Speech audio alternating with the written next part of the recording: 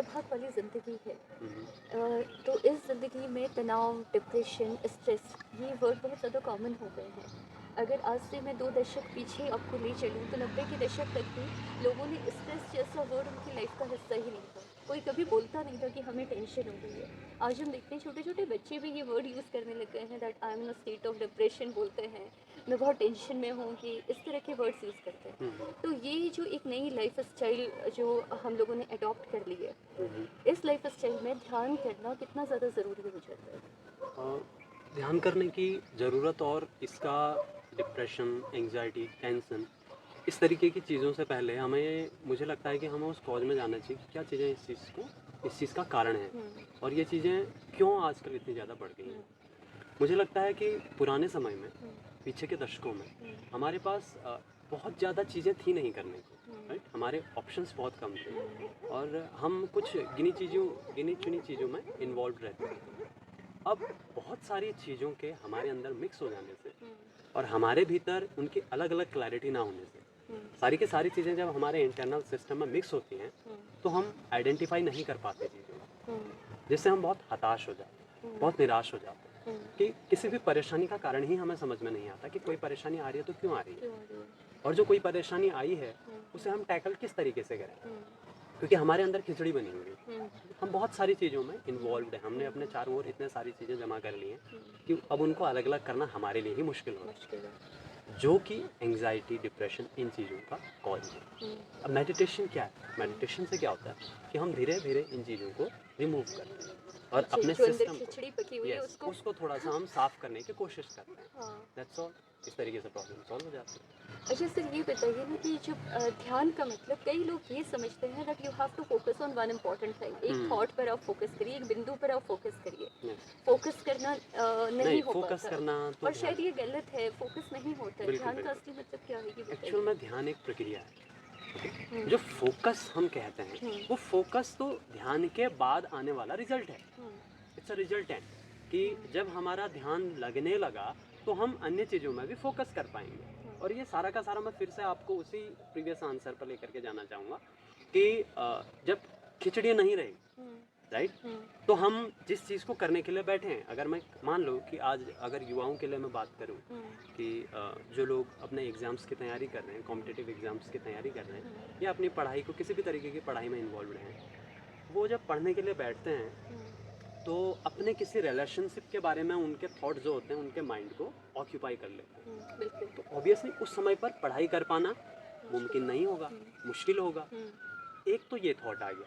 हुँ, अब दूसरा थॉट आया परिवार की ज़िम्मेदारी उसको लेकर हुँ, कि हमारे घर की कंडीशंस फलाना-फलाना हुँ, और ये सब कुछ चीज़ें। हुँ, तीसरा थॉट हो सकता है हम किसी फ्रेंड के साथ किसी आर्गुमेंट में हों हुँ, या चौथा किसी अन्य चीज़ को लेकर हुँ, के। हुँ, तो ये बहुत सारे थॉट्स की हमारे अंदर खिचड़ी बन जाती है और हम पढ़ने के लिए बैठे थे, हुँ, उस चीज़ को नहीं कर पाते ढंग हुँ, से, राइट? हुँ, तो जब आपने अपने भीतर की खिचड़ी को सॉल्व कर लिया, हुँ, उसे धीरे-धीरे जब हम हुँ, पढ़ने के लिए बैठे, तो ऑब्वियसली हमारा फ़ोकस पढ़ाई पर होगा हुँ, क्योंकि अदर थॉट्स का हम पर इन्फ्लुएंस नहीं नहीं पड़ेगा। जी, पड़ता। जी। ध्यान करना इतना टफ़ क्यों लगता है लोगों को? मतलब मैंने देखा है ना कि बहुत लोग थोड़े दिन हुँ, कोशिश करते हैं, ट्राई करते हैं, देन दे गिव अप, वो गिव अप करते हैं, कहते हैं नहीं लगता है ध्यान करके। और बहुत बार सर ये भी होता है कि जब मेडिटेशन स्टार्टिंग में लोग शुरू करते हैं, तो नेगेटिव की तरफ दिमाग ज़्यादा जाता है, हुँ, हुँ, नेगेटिव थॉट्स ज़्यादा आता है। बिल्कुल। तो इसके बारे में देखिए, बताइए? सबसे मेन प्रॉब्लम जो मुझे लगा है, मैं जब यूथ से इंटरेक्ट करता हूँ और जो भी व्यक्ति ध्यान करने के लिए आते हैं, जब मैं उनसे बातचीत करता हूँ, तो सबसे हुँ, पहला प्रॉब्लम ध्यान में जो लोग फेस करते हैं, वो ये है कि जब भी हम ध्यान के लिए बैठते हैं, हुँ, तो थॉट्स आना शुरू हो जाते शुरू हैं। होता है। भीतर बहुत हाँ, सारे विचार आ जाते जी, हैं, राइट? हाँ, तो सबसे पहली चीज़ तो हमें ये एक्सेप्ट करना पड़ेगा कि जो विचार आ रहे हैं, वो हमारे अंदर पहले से स्टोर्ड हैं, हुँ, राइट? जी, अब जब तक हम ध्यान नहीं कर रहे थे, हुँ, तो तब तक हम क्या कर रहे थे, खुली दुनिया से, खुली आँखों से हुँ, दुनिया में इन्वॉल्व थे। हुँ, मैं किसी और चीज़ मैं अगर मूवी देख रहा हूँ, हुँ, तो मूवी का एक तरीके से आकर्षण है जो मेरे को अपने साथ बाँधे हुए है। तो उस समय पर तो मुझे थॉट्स नहीं आएँगे। हुँ, हुँ, हुँ, लेकिन जब मैंने अपनी आँखें बंद कर ली हुँ, और मैं अपने भीतर जाने का प्रयास करने लगा, तो बाहर की चीज़ों के साथ मेरा इन्वॉल्वमेंट ख़त्म हो गया। हुँ, हुँ, तो अब क्या मुझे प्रभावित करेगा? मेरे अंदर की अंदर की चीज़। और चीज़ें। अंदर तो बहुत सारा सामान भरा पड़ा हुआ है, खिचड़ी है। इसका मतलब इंसान के अंदर नकारात्मकता ज़्यादा भरी हुई है क्या? ऐसा ज़रूरी नहीं है क्योंकि हाँ, विचार एक्चुअल में सकारात्मक भी हो सकते हैं, हाँ, नकारात्मक भी हो सकते हैं। तो ऐसा ज़रूरी नहीं है कि नकारात्मकता भरी हुई है, एक्चुअल में चीज़ें भरी हुई हैं, ये कहना ज़्यादा सही होगा। कि मान लो कि जैसे कोई अ, हम अपने करियर को लेकर के बहुत ज़्यादा मोटिवेटेड रहते हैं, तो कुछ बच्चे ऐसे होते हैं जो बोलते हैं कि जब मैं ध्यान करने के लिए बैठता हूँ तो मैं सोचने लगता हूँ कि अच्छा ये मेरा एग्ज़ाम होगा, उसके बाद मैं इसको क्वालिफाई कर लूँगा, फिर मैं आईएएस बन जाऊँगा, फिर मैं समाज में ये काम करूँगा। ये सब भी ध्यान के दौरान डिस्ट्रैक्शंस हैं, क्योंकि आप ध्यान तो नहीं कर पा रहे हो, आप तो एक तरीके से दिन में सपने देखते हो, राइट? तो ज़रूरी नहीं है कि नकारात्मक ही हो, सकारात्मक भी आ सकते हैं। नकारात्मक इन द सेंस कि कभी-कभी चिंताएँ होती हैं ना, चिंताएँ, बिल्कुल, चिंताएँ, चिंताएँ। जब हम ध्यान की स्थिति में बैठते हैं तो वो सारी चिंताएँ जो हैं वो मन में दौड़ने लगती हैं। देखो, जब भी हम शांत बैठेंगे तो जी। हमें अपने भविष्य को लेकर के, अन्य चीज़ों के लेकर के हमारा कॉन्शियस आएगा हमारे पास। वो ज़रूरी नहीं है कि हमारे ध्यान के दौरान ही हो। अगर हम बाकी चीज़ों से रिश्ता तोड़ करके और शांत बैठ करके भी सोचें, तो हमें ऑब्वियसली, अगर हमारा भविष्य अभी तक सिक्योर नहीं हुआ तो उसको लेकर के चिंताएँ हमारे पास आएँगी। वो तो एक सामान्य सी प्रक्रिया है। लेकिन ध्यान के दौरान ऐसा इसलिए होता है क्योंकि हमने आउटर एनवायरनमेंट से अपना कनेक्शन तोड़ लिया है। तो अब जो हमारे भीतर की चीज़ें हैं वो बाहर आती हैं। तो ये एक बहुत सामान्य चीज़ है। मैं ये कन्वे करना चाहता हूँ सभी लोगों को कि सबसे सामान्य चीज़ जो ध्यान शुरू करते समय हो सकती है वो ये है कि आंखें बंद करने के बाद हमारे भीतर से विचार आना शुरू होते हैं। लेकिन अब क्या होता है कि जब गाइडेंस नहीं होता, कहीं पर भी जब गाइडेंस नहीं होता हमारे पास, तो थोड़ी सी प्रैक्टिस कर, क्योंकि देखो कोई भी रास्ता आप चुनो, कोई भी नया रास्ता आप चुनो, तो आपके सामने बाधाएं तो आएंगी, है ना? तो उन बाधाओं को पार करने के लिए कोई गाइडेंस चाहिए जो आपको बताए कि जब आप इस रास्ते पर चलेंगे तो ये प्रॉब्लम्स को आपको फेस करना पड़ सकता है, इन्हें इस तरीके से टैकल करना है। अगर वो गाइडेंस ना हो तो लोग ध्यान छोड़ देते हैं। इसलिए लोग अक्सर छोटे छोटे समय तक ध्यान करने के बाद छोड़ देते हैं क्योंकि गाइडेंस नहीं है।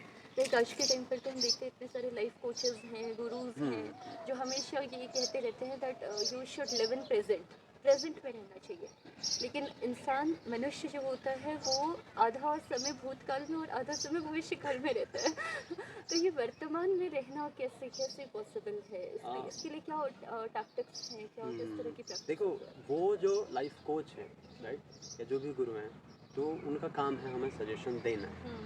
लेकिन जब तक हम प्रैक्टिकली उन चीज़ों में इन्वॉल्व नहीं होंगे, देखो प्रेजेंट में रहना केवल किसी के सुनने से तो हम प्रेजेंट में नहीं रह नहीं सकते, रह सकते। है ना? क्योंकि हमें तो सभी चीज़ों की फिक्र है ना? हमें अपने सारे घर के काम करने हैं, सांसारिक चीज़ों में इन्वॉल्व होना है, हमें जॉब करनी है ताकि हम अर्न कर सकें ब्रेड एंड बटर, तो हमें सभी चीज़ों को समय देना है। लेकिन फिर भी हम जो वर्तमान में रहने का मतलब ये है कि हम उलझनों में ना उलझे रहें। हम हर समय उस, जो आप कह रहे थे कि चिंता, कि उस चिंता में ना रहें कि पीछे ऐसा हो गया तो ऐसा नहीं होना चाहिए था, और उस थॉट प्रोसेस को हर समय पकड़े ना रहें।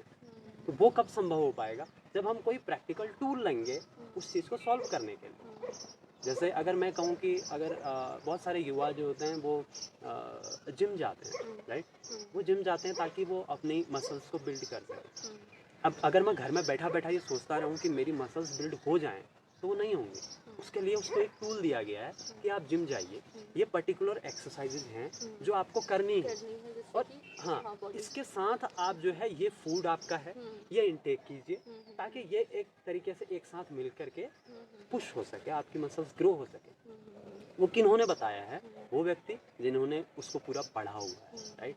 जिन्होंने ह्यूमन बॉडी को पूरी तरीके से पढ़ा हुआ है, रिसर्च किया हुआ है कि ये एक्सरसाइज से इस मसल पर प्रभाव पड़ता है और ये फूड इनटेक करने से इस तरीके से बॉडी प्रभावित होती है। इसी तरीके से ध्यान है कि वे लोग, ऋषि मुनि, उन सब ने जो है इस चीज़ को पूरा स्टडी किया है, रिसर्च किया है इस चीज़ पर, और उसके बाद उन्होंने अलग अलग फॉर्म्स ऑफ मेडिटेशन निकाले कि ये एक फॉर्म ऑफ मेडिटेशन है, आप इसको ट्राई कीजिए, और ये चीज़ें आपको करनी है। फिक्स्ड वो चीज़ें आपको बताते हैं कि आपको सुबह के समय पर इतनी देर तक ये ध्यान करना है, शाम के समय पर इतनी देर तक थोड़ा सा ये प्रयास करना है, और उसके बाद आप देखिए 2-3 महीने में कि अगर आपको लगता है कि ये प्रोसेस अप्लाई करने से मुझ में इम्प्रूवमेंट हो रहे हैं, वो जो लिव इन द प्रेजेंट लोग कहते हैं उसको मैं थोड़ा फॉलो कर पा रहा हूँ, वो जो जॉयफुल नेचर की लोग बात करते हैं वो मेरे भीतर से विकसित होने लगा है।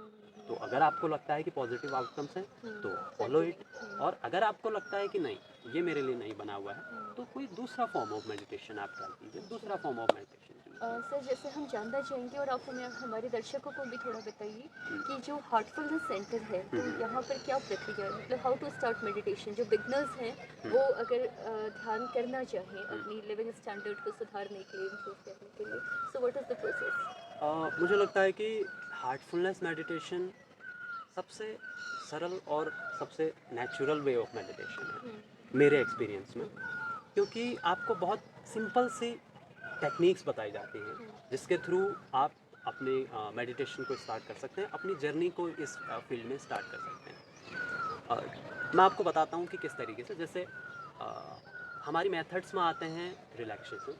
सबसे पहले हम जब इन्वॉल्व होते हैं बाहरी दुनिया में तो हम हमारे भीतर ना किसी तरीके के विचार चलते हैं और हम किसी ना किसी तरीके से इन्वॉल्व रहते हैं, तो कोई ना कोई चिंता हमारे भीतर रहती है।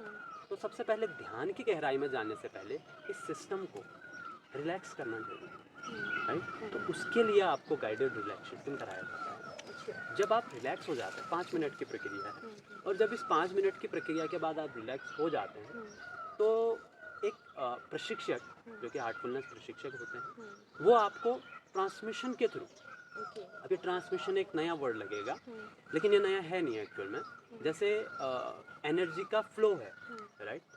तो हमें ज़रूरत होती है कि उस एनर्जी के फ्लो को कोई हमारी तरफ चैनलाइज कर दे, कोई हमारी तरफ डायरेक्ट कर दे। जैसे हम देखते हैं अपनी पॉजिटिव ऑरा को दूसरे को ट्रांसमिट हाँ, करना, नॉट हिज, उसका अपना नहीं, अच्छा। प्रशिक्षक का अपना नहीं, अच्छा। बल्कि सोर्स है, जो सोर्स रहा है अल्टीमेट, जहाँ से क्रिएशन स्टार्ट हुई है, दैट सोर्स मतलब जो कि हमारे यूनिवर्स ईश्वर, में है। यस, अच्छा। हम उसको ईश्वर कह सकते हैं, या विज्ञान की भाषा में जो बोलना चाहें वो केंद्र जिससे दुनिया शुरू हुई है, वो सोर्स, वो स्रोत। तो उस सोर्स से जो एनर्जी का मूवमेंट है वो सभी ओर है, तो एक व्यक्ति की ओर उसको डायरेक्ट करना, उसको चैनलाइज करना, वो एक हार्टफुलनेस ट्रेनर कर सकता है। हार्टफुलनेस में मैंने ये देखा दैट लाइक होते हैं ना 7 चक्रास ऑफ बॉडी होते हैं, Yes. तो you need to focus on one thing. Like कभी मैंने सुना है कि फोरहेड पर आप फोकस करिए, लेकिन हार्टफुलनेस में हार्ट पे फोकस किया जाता है। तो Why एक्चुअल is it में so? हाँ, अगर हम चक्रास को अभी डिस्कस करने लगेंगे ना तो थोड़ा सा नए व्यक्ति के लिए वो थोड़ा सा एक मिक्सअप सा हो जाता है, राइट। तो इसलिए हम सिंपल प्रैक्टिसेस से स्टार्ट करते हैं, और हार्ट को एक्चुअल में इसलिए चूज किया गया है क्योंकि अभी अगर आप देखें, चलो मैं आपसे एक प्रश्न करता हूँ कि हमारी दुनिया की अभी सबसे बड़ी प्रॉब्लम, एक रूट प्रॉब्लम आपको क्या लगती है? दुनिया में केओस की और सबकी एक रूट प्रॉब्लम है, तो क्या आपको कोई आइडिया है कि वो प्रॉब्लम क्या हो सकती है? One single problem. Jealousy. I think so. Jealousy भी उस प्रॉब्लम से कॉज होती है एक्चुअल में। Ego? No, it's human selfishness. Selfishness. Yes. I If was I am about to selfish, say that actually. After ego मेरे दिमाग में selfishness ही आ रहा था। क्योंकि अगर मैं सेल्फिश हूँ तो ही मैं जेलस होऊंगा, हाँ, राइट। बिल्कुल। तो मुझे लगता है कि हार्ट पर जब हम लोग मेडिटेशन करते हैं तो उसका क्या उद्देश्य है कि जो हार्ट है ना वो पूरा एक तो सिस्टम में जो भी ब्लड सर्कुलेशन होता है हार्ट के द्वारा होता है, राइट। तो जब हम हार्ट को पॉजिटिव करते हैं ना तो पूरा सिस्टम में each cell of our body वहाँ तक वो एनर्जी को हम एक ही साथ ट्रांसमिट कर सकते हैं, वो पूरे सिस्टम में प्रवाहित हो जाता है। और दूसरा जो सेल्फिशनेस को डिफीट करता है वो क्या चीज़ है, वो क्या तत्व है? वो है प्रेम, love, right. And love start From heart. तो इसीलिए हार्टफुलनेस में हृदय पर ध्यान करने को इतना जोर दिया जाता है ताकि सारी दुनिया की प्रॉब्लम्स, सारी की सारी प्रॉब्लम्स एक ही साथ सॉल्व हो सकें। क्योंकि अगर मेरे भीतर दूसरे व्यक्ति के लिए प्यार होगा तो फिर सेल्फिशनेस नहीं होगा, तो फिर मैं उसको हर्ट करने के लिए कोई भी चीज़ ऐसा नहीं करूँगा। तो इस बात में कितनी सत्यता है कि हमारी सोच का प्रभाव हमारे जीवन पर पड़ता है, या यूँ कह सकते हैं कि जैसा हम सोचते हैं हमारा जीवन भी वैसा ही बनता जाता है? मुझे ऐसा लगता है कि इस बात को बहुत सत्य है, क्योंकि जो हमारा सिस्टम है ना, हमारा सबकॉन्शियस माइंड, वो हमारे सजेशंस को सुनता है। और इसलिए ही अगर मैं हार्टफुलनेस प्रैक्टिस की बात करूं तो हार्टफुलनेस प्रैक्टिस में हम रात्रि में जब हम बेड पर जाते हैं सोने के लिए तो उससे पहले खुद को सजेशंस देने का एक हमारी एक प्रेयर है जिसके थ्रू हम अपने आप को पॉजिटिव सजेशंस देते हैं ताकि हमारा जो सबकॉन्शियस माइंड है वो पूरी रात्रि के दौरान जब वो सोया हुआ भी है तो उस दौरान भी वो हमें पूरी तरीके से पॉजिटिव रखे। तो इसका बहुत ज़्यादा प्रभाव है, और इस पर मुझे लगता है कि ना कुछ बुक्स भी आपको मिल जाएंगी जो सबकॉन्शियस माइंड हमारा वो किस तरीके से हमारे कॉन्शियस लाइफ को प्रभावित करता है। शायद मैं राइटर्स का नाम भूल रहा हूँ, James Allen Allen I am sure of. तो उनकी एक किताब है जिसमें वो किस तरीके से हमारे थॉट हमारी लाइफ को प्रभावित करते हैं, इस पर एक उन्होंने किताब को डीप मैंने भी चर्चा पढ़ी है, की। द पावर ऑफ योर हाँ, the subconscious power of subconscious mind एक माइंड। दूसरी किताब है। हाँ, सीक्रेट भी बिल्कुल, पढ़ी हुई है। द सीक्रेट, हाँ, Around the mostly world। Similar जी। सिमिलर बुक्स हैं, द जी, secret, the power of our subconscious mind, या फिन एलन की मुझे नाम अभी याद नहीं आ रहा। सो इज इट ट्रू कि अगर हम पैसे पैसे के बारे में सोचेंगे तो हमें पैसा ही मिलेगा, अगर हम फेम के बारे में सोचेंगे? नहीं, इस तरह से नहीं, हाँ। इस तरह से नहीं कि अगर हम राइट सोचते प्रोसीजर हैं। हाँ, बताइए कि क्या है सोचने? देखिए प्रोसीजर ये है कि अगर मैं किसी काम को करने के लिए जाता हूँ, सबसे पहले कर्म है, राइट। बिना कर्म के कुछ भी पॉसिबल नहीं।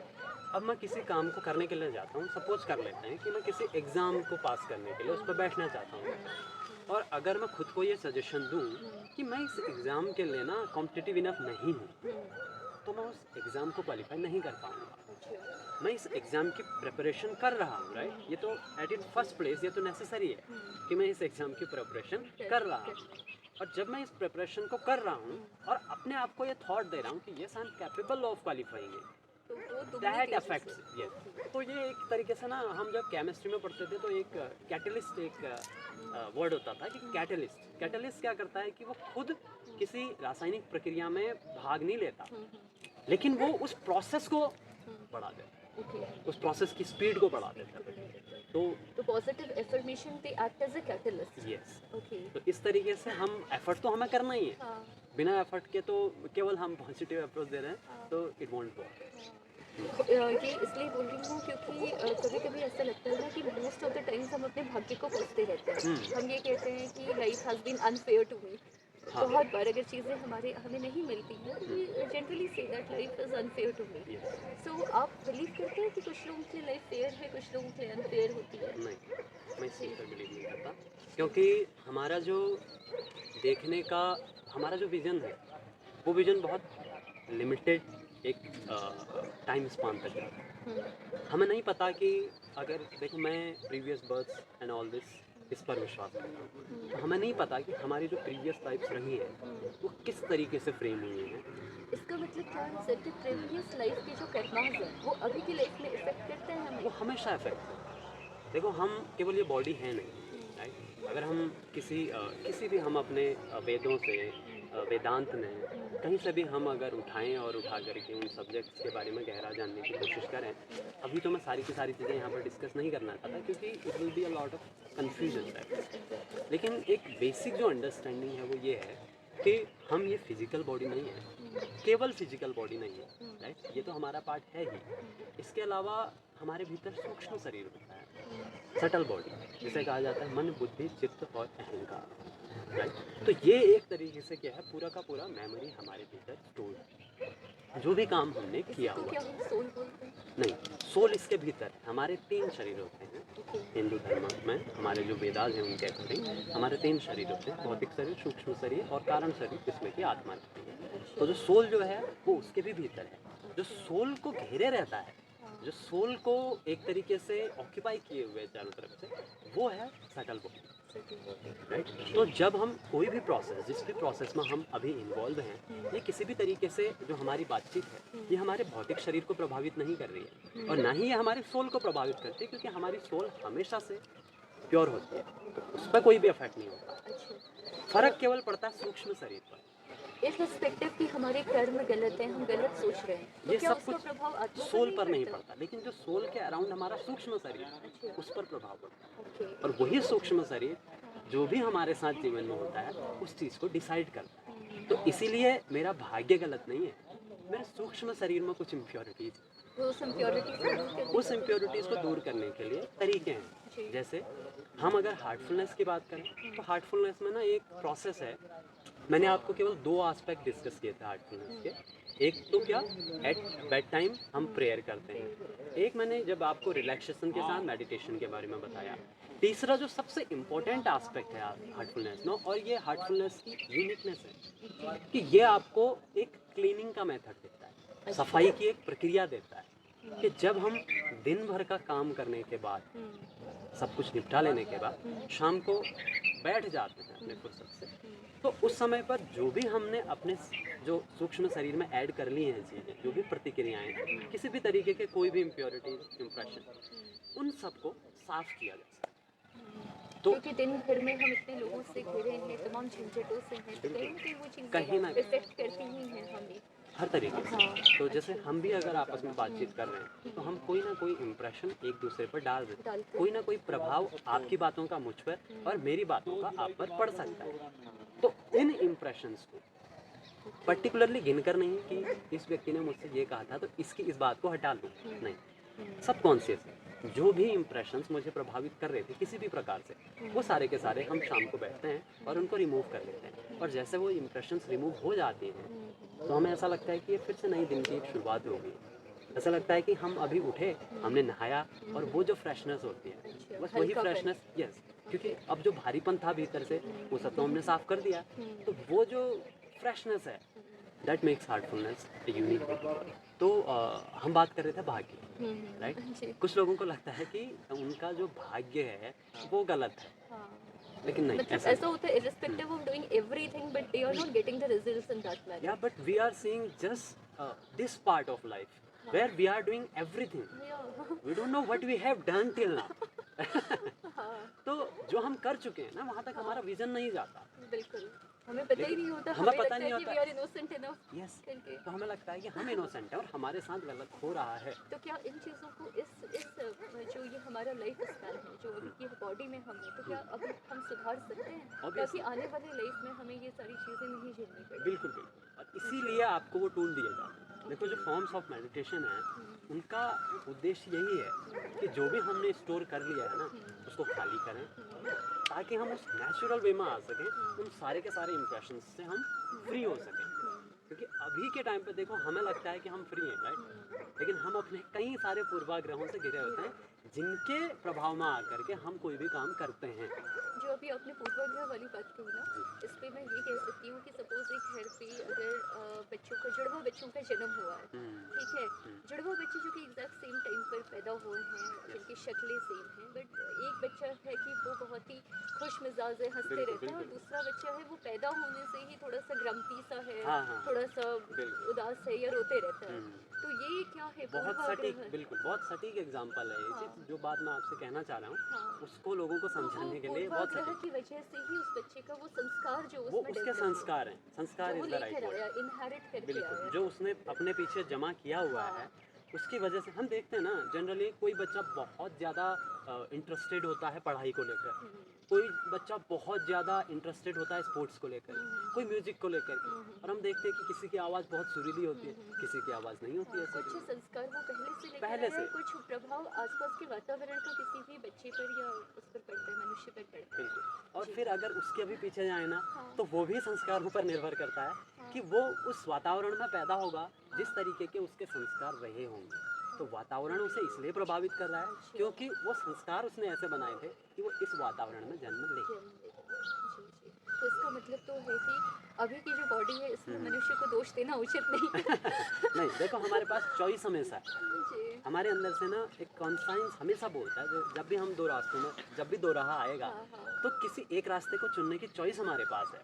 हालांकि हमारे जो पीछे हम किए हुए कर्म हैं वो हमें किसी एक राह पर धकेलना चाहेंगे, लेकिन तब भी चॉइस हमारे पास है कि वेदर डू इट और नॉट डू इट। ओके। तो वो सर, चॉइस मैटर करती है। अच्छा, तो सर ये बताइए कि ध्यान करने के बाद किसी भी मनुष्य के जीवन में क्या क्या चेंजेस आते हैं? ये तो देखिए ये व्यक्तिगत प्रश्न है, इसका एक तो यूँ कह जनरल सकते हैं आंसर कि देना। हाँ, मेडिटेशन के फायदे क्या हैं? मेडिटेशन देखिए मैं फिर से आपको वो जिम वाला एग्जांपल देना चाहता हूँ कि कोई मोटा सा आदमी है, पेट आगे आया हुआ है और ये सारी चीज़ें, वो जिम क्यों जाता है? वो जिम इसलिए जाता है ताकि वो अपना वेट लूज कर सके। कोई स्किनी व्यक्ति है, वो जिम इसलिए जाता है ताकि जिम के साथ बेहतर डाइट के साथ वो अपनी मसल्स को ग्रो कर सके, राइट। तो हर व्यक्ति का जिम तो एक ही है, लेकिन हर व्यक्ति का वहाँ पर जाने का उद्देश्य अलग अलग हो सकता है। इसी प्रकार से ध्यान भी आदमी अलग अलग उद्देश्य को लेकर शुरू करता है। हो सकता है कि किसी को नॉर्मल प्रॉब्लम्स हों, एंग्जाइटी एंड ऑल दिस, तो वो उन सब से छुटकारा पाना चाहता हो, या कोई व्यक्ति मोक्ष प्राप्ति की तलाश में हो, अच्छा। वो उस वजह से ध्यान शुरू करना चाहता हो। एक व्यक्तिगत प्रश्न पूछना चाहूँगी, जैसे कि अभी आपने बताया कि आपको 7 साल हो चुके हैं हाँ। हार्टफुलनेस सेंटर ज्वाइन करते हुए। तो एज अ पर्सन आप खुद को कहाँ देखते हैं? आप पहले क्या थे और अब क्या चेंजेस आपकी लाइफ में आए हैं जस्ट बिकॉज ऑफ मेडिटेशन? देखो, मैं अगर सरल शब्दों में कहना चाहूँ, सीधे सीधे बताना चाहूँ, तो इतना मैं बता सकता हूँ कि आज से 7 साल पहले के व्यक्ति और अब मैं ना पूरा मतलब एक क्लियर लाइन है कि ये एक लाइन है कि इधर को ये दूसरी दुनिया है और इधर को ये दूसरी दुनिया है। तो मैं वो व्यक्ति अब कभी नहीं होना चाहता जो मैं 7 साल पहले था। तो ये मुझे लगता है मतलब आप ज़्यादा पेशेंट हुए हैं इट चेंजेस एवरीथिंग एक्चुअली। ठीक है, आपका सबसे पहले तो ये आपका परसेप्शन चेंज करता है चीज़ों को देखने के प्रति। 7 साल पहले शायद मुझे भी यही लगता था जो आप अभी बात कह रही थी कि यार मेरा तो भाग्य ही खराब है। जी। लेकिन अब मुझे लगता है कि भाग्य तो किसी का खराब होता ही नहीं। नहीं होता। तो हाँ। इसमें क्या ये कौन सी क्वालिटी आई? एक्सेप्टेंस। और जब आपने चीज़ों को एक्सेप्ट करना शुरू कर लिया, हाँ। मैंने मान लिया कि जो भी हुआ था वो सब मेरा मिस्टेक्स था, राइट? और अब ये मेरे हाथ में है, मेरी चॉइस है कि मैं इन सबको ठीक कर लूँ। नहीं सर, मैं पर्सनली नहीं मानती हूँ मेरा भाग्य खराब है। मैं ये मानती हूँ कि I am capable of doing everything. मैं कुछ भी कर सकती हूँ। बिल्कुल। जी जी। तो जब हम कुछ भी कर सकते हैं वाला एटीट्यूड होना, जी। तो हमें मेडिटेशन ज़रूर करना चाहिए। जी। लास्ट क्वेश्चन मैं आपसे पूछना चाहूँगी, आध्यात्म को आप किस तरीके से देखते हैं? अ, आज के समय पर जैसे एक नोशन हो गया है धर्म से रिलेटेड चीज़ें, तो अध्यात्म और धर्म में क्या डिफरेंस है? आपको क्या लगता है? मुझे ऐसा लगता है कि अध्यात्म का धर्म से एज सच कोई रिलेशन नहीं है, क्योंकि अध्यात्म हर किसी धर्म के, हर व्यक्ति के लिए खुले दरवाजे की तरह है, राइट? क्योंकि अध्यात्म एक तरीके से अपने आप में एक साइंस है। जैसे हम कोई बॉल है और हम कोई बॉल थ्रो करें अगर दीवार में, तो वो बॉल टकरा कर हमारे पास है, राइट? इसी तरीके से मैंने आपसे बताया कि हम जो भी हमारे साथ हो रहा है वो हमारे कर्मों के प्रभाव की वजह से हो रहा है। तो हमने कोई कर्म किया और उसका प्रभाव ये रहा कि हमारे साथ ये घटित हुआ। फिर हमें चॉइस दी गई कि ये एक टूल है, फिर से हमने कोई कर्म किया और उससे ये प्रभाव होगा कि वो सारी चीज़ें रिमूव हो जाएंगी, वो सारी कॉम्प्लेक्सिटीज हट जाएंगी, चीज़ें सामान्य हो जाएंगी। तो ये एक तरीके से क्या है, जैसे साइंस में एक लॉ है कि हर एक्शन के against every action has equal and opposite reaction. इसी तरीके से चीज़ें किसी और प्रोपोर्शन में यहाँ पर भी काम करती हैं। लेकिन धर्म एक विश्वास की चीज़ है। हम अपने देवी देवताओं पर, हम अपने भगवान पर श्रद्धा के साथ, विश्वास के साथ जाते हैं, उनके सामने अपनी समस्याएं रखते हैं और उनसे उम्मीद रखते हैं कि वे हमारी समस्याओं को सुलझा दें।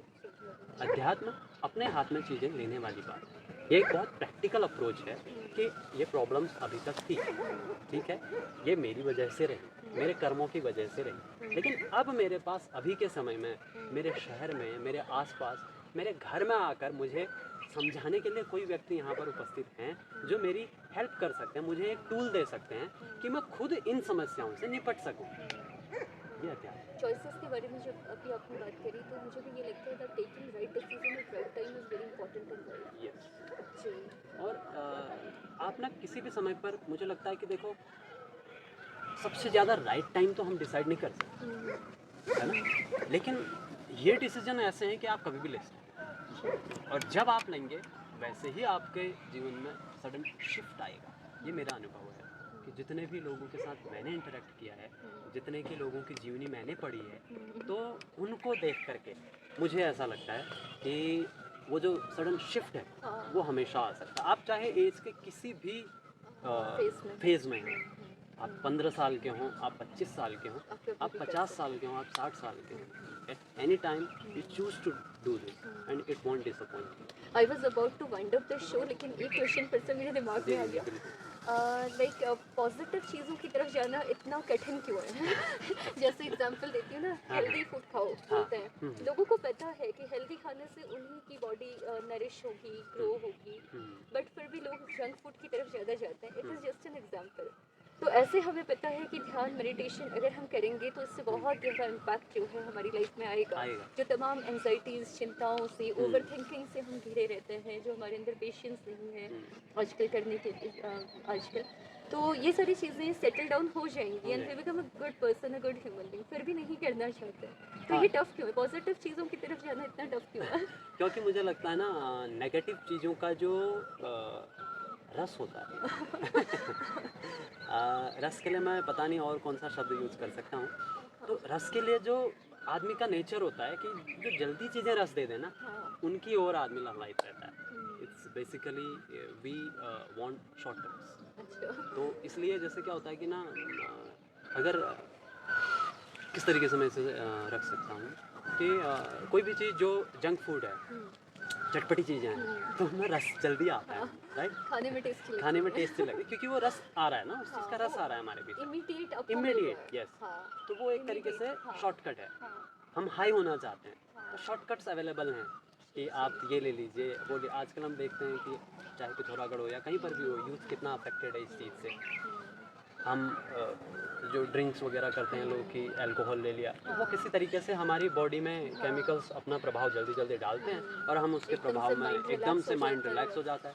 बिना बट कोई दैट्स एफर्ट किए। Chemical okay. और वो अपना प्रभाव बाद में छोड़कर जाएगा, हाँ। राइट? जी। इसी तरीके से ध्यान भी आपको उस स्तर तक लेगा और उससे कहीं अलग स्तर तक कुछ और रिलैक्सेशन वो आपको दे सकता है, जी। But it takes time. जी। और वो जो धैर्य है ना, हाँ। उसकी हमें थोड़ा सा कमी हो। जी। क्यों?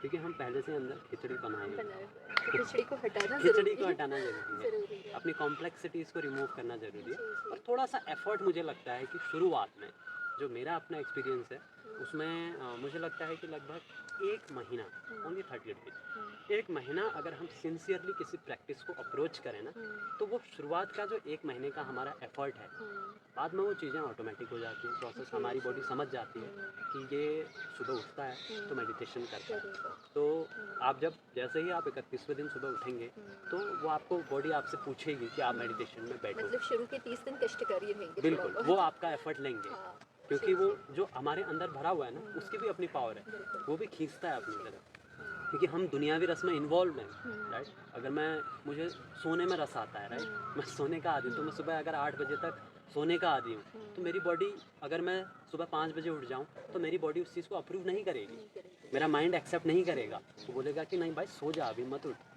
राइट? लेकिन अगर मैं 1 महीने तक प्रैक्टिस से उसको सुबह 6 बजे ले आऊँ कि चलो भाई 6 बजे तो मैंने उठना ही है, उठ करके कुछ मैंने हल्का फुल्का मेडिटेशन से स्टार्ट किया, तो धीरे धीरे बॉडी समझ जाएगी, मुझे ऐसा लगता है। बिल्कुल। बहुत आनंद आ रहा है, बहुत मज़ा आ रहा है मुझे इस डिस्कशन को कंटिन्यू, लेकिन समय की भी अपनी लिमिटेशंस है और आशा करती हूँ कि हमारे दर्शकों ने मेडिटेशन को लेकर ध्यान के काफ़ी चीज़ों के बारे में जाना होगा आशुतोष जी से। Thank you Okay. For being the part of this show. Yeah okay and thank you for having me here. मुझे अच्छा लगा कि मैं अपना एक्सपीरियंस और जो भी मुझे लगता है कि ये मेडिटेशन के बेनिफिट्स हैं और हार्टफुलनेस वे क्या है वो मैं लोगों तक रख पाया ताकि उससे कोई बेनिफिट हो सके, जो इंटरेस्टेड लोग हों मुझे वो लगता आ है कि आज सकें। का शो काफ़ी वैल्यूएबल रहेगा लोगों के लिए, दर्शकों के लिए। हाँ, मैं एक और चीज़ कन्वे करना बिल्कुल, चाहूँगा बिल्कुल। कि हम जहाँ पर बैठे हुए हैं ये हार्टफुलनेस मेडिटेशन सेंटर है पिथौरागढ़ में। तो अगर आप लोग आना चाहें यहाँ पर, आप लोग कभी भी किसी भी समय पर आ सकते हैं और मेडिटेशन से संबंधित जो भी आपको जानकारी है यहाँ पर कोई ना कोई व्यक्ति आपको मिल जाएंगे, वो आप उनसे जानकारी ले सकते हैं। जी, थैंक यू सर।